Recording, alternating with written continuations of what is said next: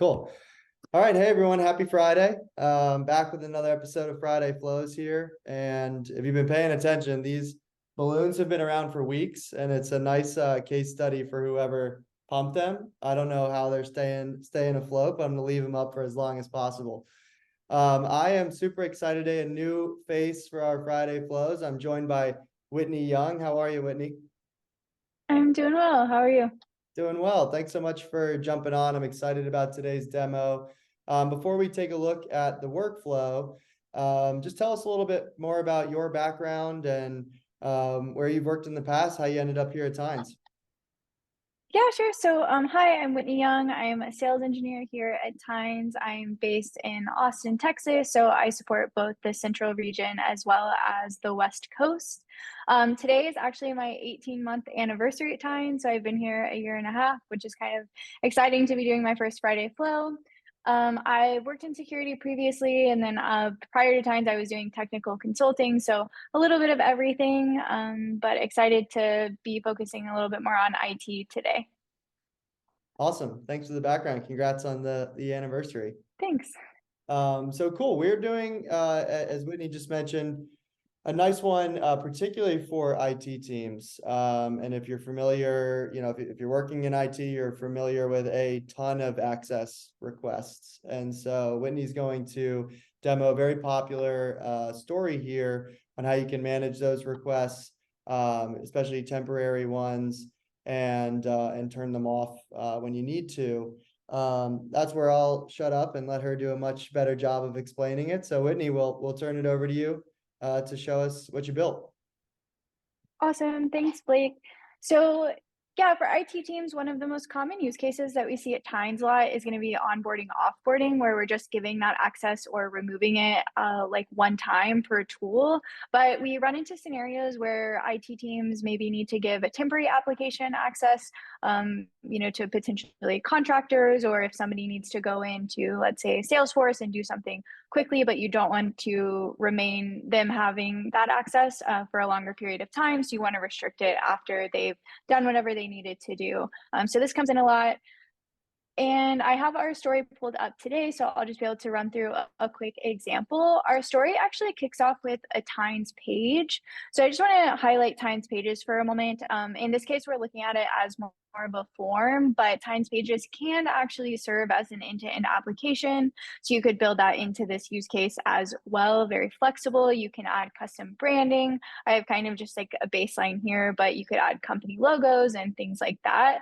Very flexible, customizable. But the most important thing about Tynes pages is that it's a way for an end user to actually interact with an automation within Tynes without actually having access to the automation. So again, we see this a lot with like HR requesting onboarding or offboarding use cases. In this case, it could be anybody within the company. You can put pages behind your company SSO too, so you're still prioritizing that security as well.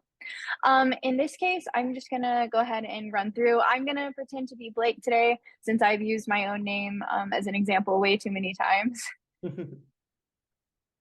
Cool. So right now you can require fields if you want. I have a few fields that are required. The Salesforce username is one that is optional. We're not going to be using that today, so I'll just skip over it.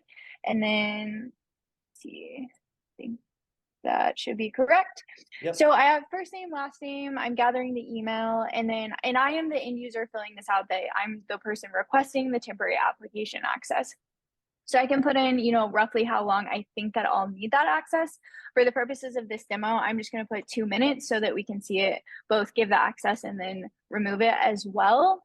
And for today, I have a list of tools here. This is only 4. You could have as many or as few as you needed. So if you just wanted to set this up for one tool or even, over 10, that's no problem at all. Totally flexible, customizable. So let's pretend today that Blake wants access to Tynes, Okta, and let's say Jira. So I'm Blake. I'm going to go ahead and submit this form. We go back to our story here. We see that the first thing we're going to do is just explode all of those requests. So we've requested access to 3 tools. That's why we're going to see 3 different events here in our event transform. We went ahead and actually we wanted to create just a checklist in Jira. So in this case, I'm actually creating 3 separate Jira tickets for this. So I have 1 per request per tool. You could congregate those into 1 single ticket as well. So you could see Blake has made a request to have access to all 3 tools within 1 ticket. And just to kind of pop over to my Jira account, let me refresh this, just give you an idea of what that looks like. Oops. Scroll all the way down.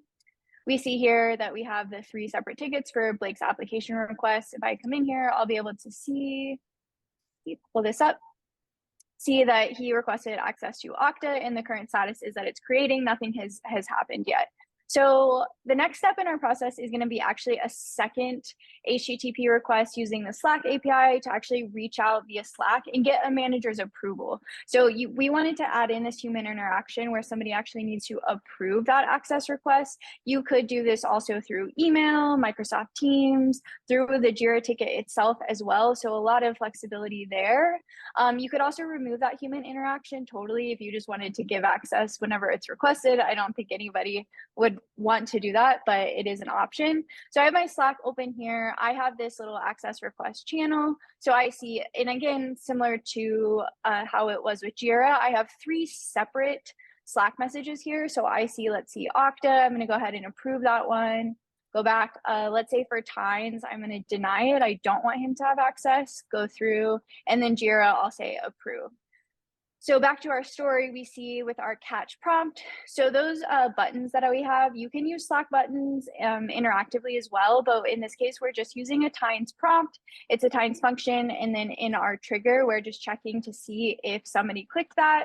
We see here that it doesn't go down our Tynes branch because we actually denied that request and he's not going to get access.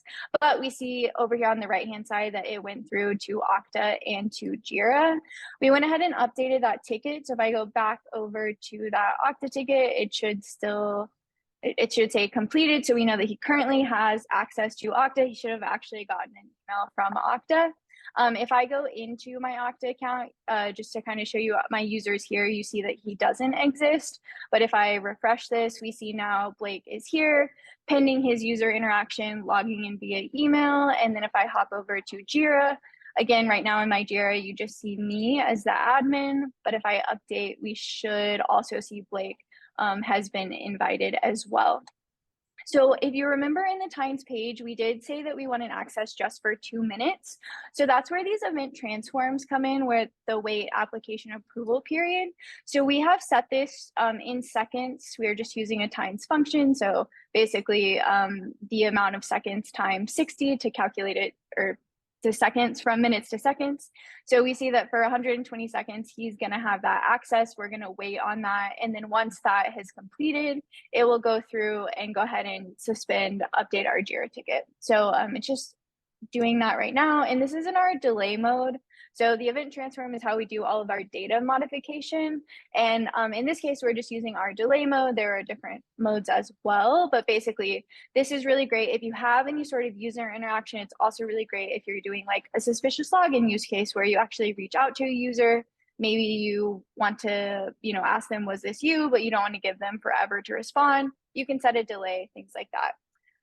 Cool. So you see that this is continued running. He's now been suspended. So if I go back to my Okta here, we see that it will change from pending user to suspended. No longer has access to Okta. And then again, went ahead and updated our Jira ticket. So now we see the status has been deactivated. You could also automatically do things like close the Jira ticket. And also just to mention here in our Slack message, I think that sometimes if there's a lot of requests coming through, they could be missed. You can always add in a loop or something that if the, it wasn't answered within, let's say 5 minutes, you could remind that person, etc. So lots of customizability. I think you could really add on to this story to make it a lot more interesting, but this is kind of baseline level. So yeah, that's it. Awesome. Yeah, it's super cool. I see 2 emails in my inbox giving me access, and then if I went in there now, I'm sure it's gone. That's really cool to watch come to life. You made me realize as a hiring manager, my new sales development reps coming on. They just like magically get access to all their systems, and I haven't had to request anything. And now I realize somebody from our team built a very nice Time story to trigger all of that automatically. So thanks to whoever did that from our side. But thanks. This was a perfect one. Fun to have you on, Whitney. Hopefully we will have you on again soon. Happy Friday, everyone. Yeah, thanks so much. Happy Friday. See ya.